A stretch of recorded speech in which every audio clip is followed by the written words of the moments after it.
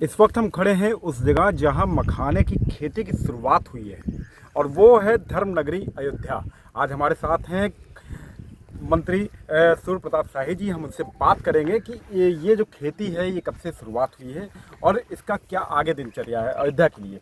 जी sir. देखिए, मखाना की खेती पारंपरिक रूप से बिहार में होती रही है। वो भी दरभंगा और मधुबनी और के कुछ दो सहरसा 2-3 जिलों के भीतर थी। धीरे धीरे उसका विस्तार हुआ है और पूरे देश में ही नहीं बल्कि दुनिया में उसकी बड़ी तेज़ी से मांग हुई है और एक हाई वैल्यू यानी बहुत ऊंची कीमतों वाला आज मखाना और पौष्टिक के रूप में जो है वो पूरे दुनिया में जाना जा रहा है। हर जगह से मांग है। इस बात को ध्यान में रखते हुए हम लोगों ने 2 साल पहले इस बात का विचार किया कि उत्तर प्रदेश के तराई के जनपदों के भीतर मखाना की खेती कैसे हम बढ़ाएं।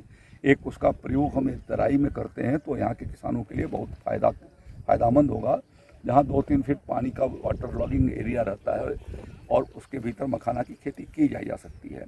और इसके लिए आचार्य नरेंद्र कृषि विश्वविद्यालय के कुलपति डॉक्टर बृजेंद्र सिंह को मैंने इस बात को कहा कि मखाना की खेती का प्रयोग आप प्रारंभ कराइए। और गत वर्ष पिछले साल इन्हीं तालाबों में मखाना की खेती लगाई गई थी, लेकिन उसके परिणाम अनुकूल नहीं आए थे। इस बार समय से वो लगाया गया, चूँकि बहुत जानकारी नहीं थी उसके बारे में। लेकिन इस बार जो है इसकी जो बीज की ड्रॉपिंग है वो जनवरी महीने में किया गया और वो मखाना पर्याप्त मात्रा में अब की बार तालाब के भीतर फैला। यहाँ के 3 तालाबों में आचार्य नरेंद्र कृषि विश्वविद्यालय में किया गया है। और इसमें अभी पिछले दिनों दरभंगा के भीतर वहाँ से जो इसके हार्वेस्टिंग करने वाले यानी मखाना को निकालने वाले ऐसे जो वहाँ के विशेषज्ञ किसान हैं उनको हम लोगों ने यहाँ पर बुलाया था और एक ट्रेनिंग यहाँ पर दी गई। लेकिन जब वो तालाब के भीतर गए तो उन्होंने कहा कि अभी इमैच्योर्ड है और लगभग 3 हफ्ते और लगेंगे। मुझे लगता है कि 10 दिन उनके गए हुए हुआ है, 15-20 दिन में निकलेगा। लेकिन कुछ लोगों को जिनको ट्रेनिंग दिया है उसके माध्यम से आपके सामने एक निकालने की प्रक्रिया, उसका डिमॉन्स्ट्रेशन यहाँ पर अभी आपके सामने हुआ है। यह एक कठिन, इसका डिमॉन्स्ट्रेशन का एक कठिन काम है, लेकिन इसको निकाला जाना हार्वेस्टिंग का कठिन काम है। फिर भी हम कोशिश कर रहे हैं कि प्रशिक्षण दे करके किसानों को उसको उपयुक्त बनाया जाए। और इसके लिए इस प्रोजेक्ट को जो हमारे फिशरीज के हैं डॉक्टर वर्मा, क्या नाम था, सुनील कांत वर्मा, इनको इस प्रोजेक्ट को दिया गया है जिससे कि वो यहाँ पर काम करके और इसका विस्तार दें। हमारी कोशिश है कि अगले वर्ष जो इसके बाद जो साल शुरू होगा, जनवरी फरवरी के बीच में, शुरुआती फरवरी के और जनवरी के अंतिम सप्ताह में महाराजगंज, सिद्धार्थनगर और ये श्रावस्ती, बलरामपुर ऐसे जगहों पर और बहराइच के भीतर हमारा ये प्रयास होगा कि वहाँ पर कृषि विज्ञान केंद्रों पर इस मखाने को लगाया जाए और वहाँ पर किसानों को उसके लिए प्रशिक्षित किया जाए। तो अगले आने वाले वर्षों के भीतर मखाना एक हाई वैल्यू क्रॉप के रूप में उत्तर प्रदेश के भीतर वो बढ़ सकती है।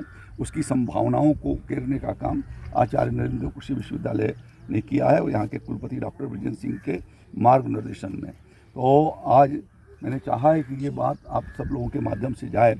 बिहार में पहले 10,000 हेक्टेयर के भीतर इसकी खेती होती थी, धीरे धीरे करके वो 3 जिलों से बढ़ करके अब 8-10 जिलों के भीतर पहुँच गए और लगभग 60,000-50,000 हेक्टेयर के भीतर बिहार में मखाना की खेती हो रही है। तो सर सबसे बड़ी चीज़ है कि ये धर्म नगरी से शुरुआत आप कर रहे हैं उत्तर प्रदेश में, इसलिए कि ये इस विश्वविद्यालय का पूरा परिक्षेत्र ये जहाँ पर धर्मनगरी अयोध्या में स्थित है, उसी के साथ साथ जो हमारा जल जमाव वाला जो जनपद है, जहाँ बरसात से या बाढ़ की वजह से पानी आकर के कुछ महीनों तक रुका रहता है, तो यह इसके लिए सबसे उपयुक्त जगह है।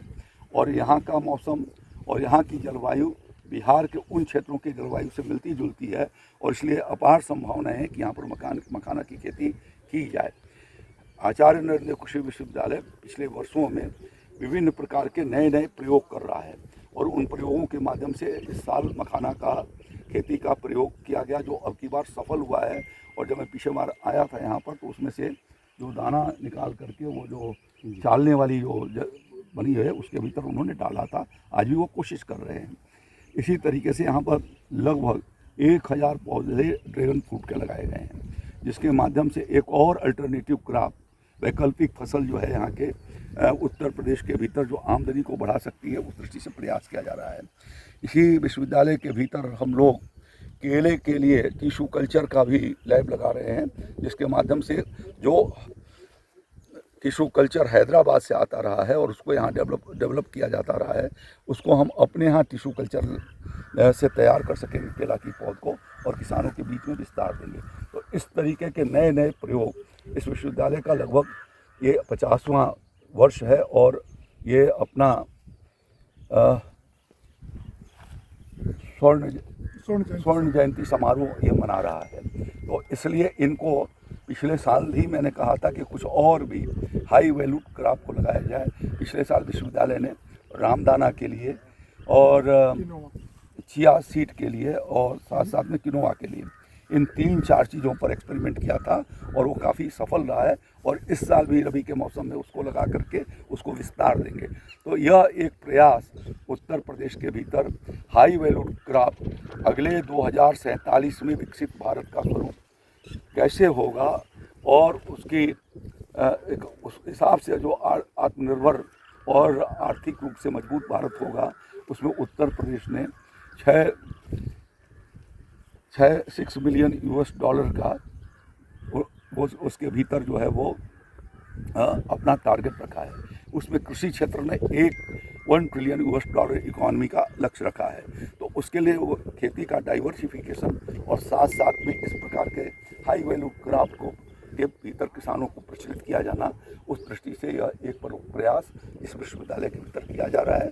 मैं यहाँ के कुलपति महोदय को और साथ में जो इसके परियोजना अधिकारी हैं डॉक्टर वर्मा और इनके सहयोगों को सबको मैं धन्यवाद देता हूँ कि उन्होंने यह प्रयास करके और एक नई शुरुआत उत्तर प्रदेश से की है और एक नया कृषि क्षेत्र का इतिहास जो है इन्होंने गढ़ा है। सर, एक बड़ा इवेंट होता है यहाँ पे दीप उत्सव में, और ये प्रसाद के रूप में भी आप बांट सकते हैं। उसमें दीप उत्सव में भगवान राम को भी अभी तो प्रयोग होने दीजिए ना, अभी सारी कल्पनाएं कर लेंगे तो वो अभी शुरुआत है और आगे देखिए कि किस प्रकार से इसका विस्तार होगा, समय लगेगा, उसके लिए इंतजार करिए। जी बिल्कुल, ये थे हमारे साथ सूर्य प्रताप शाही जी, जिन्होंने बताया कि यहाँ पे मखाने की जो खेती हो रही है वो बहुत ही अच्छे तरीके से हो रही है और ये एक प्रयोग है बड़ा कि उत्तर प्रदेश की अर्थव्यवस्था को भी कहीं ना कहीं मजबूत भी कर सकता है। अयोध्या से मयंक शुक्ला। अगर ये वीडियो आपको पसंद आया है तो इसे लाइक ज़रूर करें।